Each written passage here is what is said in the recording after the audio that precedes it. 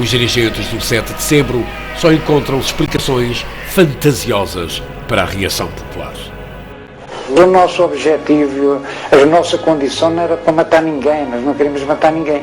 A partir desse momento, o Dr. Pires Moreira e o Dr. Velizes Grilo foram ao Governo-Geral e resolveram acabar com o movimento. Até que nós perdemos 2 elementos aqui, que estavam ali na rua do Gol, ali à frente, de sentinela. Vieram os comandos ali por trás, pela vinda do Corpo de Lusaka, entraram assim, lançaram 2 granadas e perdemos esses 2 moços. Aos poucos, a situação tornava-se complicada num ambiente onde a consciência anticolonial era efervescente e, por conseguinte, contagiante. Outros tiveram um percurso ainda mais sinuoso. A sua politização foi pelo caminho torto da história, como é o caso dos que tinham sido recrutados para a tropa colonial e, por isso, envolvidos numa guerra tão injusta quanto alienante. No entanto, como se verá, os complexos e divergentes caminhos que muitos percorreram até ao 7 de setembro não os impediu de assumir o seu dever patriótico no momento em que foram necessários. Estas declarações são o testemunho de um processo que merece o seu devido lugar na história, não simplesmente pela sua excepcionalidade, mas pelo valor que este processo representa para esta nação. Uma nação jovem, que nasceu da entrega dos jovens, mas mais importante ainda, o contributo destes depoiamentos no enriquecimento de uma história que até bem há pouco tempo era muito linear e pouco multifacetada. Nós tínhamos os nossos oficiais milicianos jovens moçambicanos, o caso do Aurélio Libon, o caso do Joel Libon, o caso do Isaías Tembe, que faleceu, que eram comandos. Houve, afinal, muitos mais atores e palcos na luta de emancipação de Moçambique, mais do que sabíamos. Importa recuperar as vozes e honrar os atores dessa luta enquanto vivos e, por via deles, enobrecer a memória dos que já partiram. Esta obra não oferece uma síntese sobre o que foi o 7 de setembro e o longo percurso que levou à independência de Moçambique. Não é esse o seu propósito. Caberá aos historiadores profissionais essa tarefa. Existe, felizmente, um certo número de obras que retratam o 7 de setembro, os meandros dos acordos de Lusaka, a tomada da Rádio Clube de Moçambique.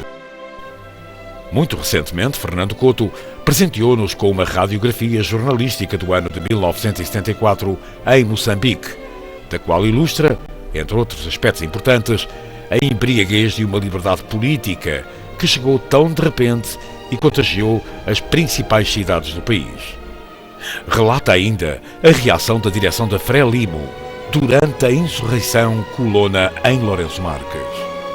Mais recentemente ainda, Ribeiro Cardoso puxou da sua memória de soldado português estacionado nos serviços de contra-informação nos últimos momentos do fim do Império.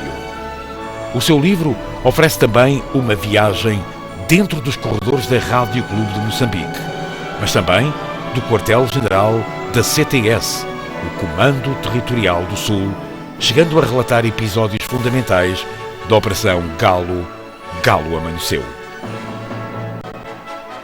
Ribeiro Cardoso oferece nomes e eventos que não só confirmam grande parte dos depoimentos deste livro, como abre uma importante janela para o exercício de comparação, justaposição e confrontação das memórias dos atores do 7 de setembro.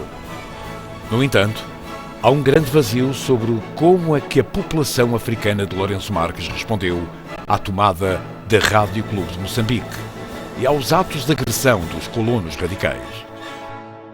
Nesta obra, podemos escutar vozes, os gritos, as lamentações e a fúria das gentes de então Lourenço Marques e arredores durante os acontecimentos do 7 de setembro.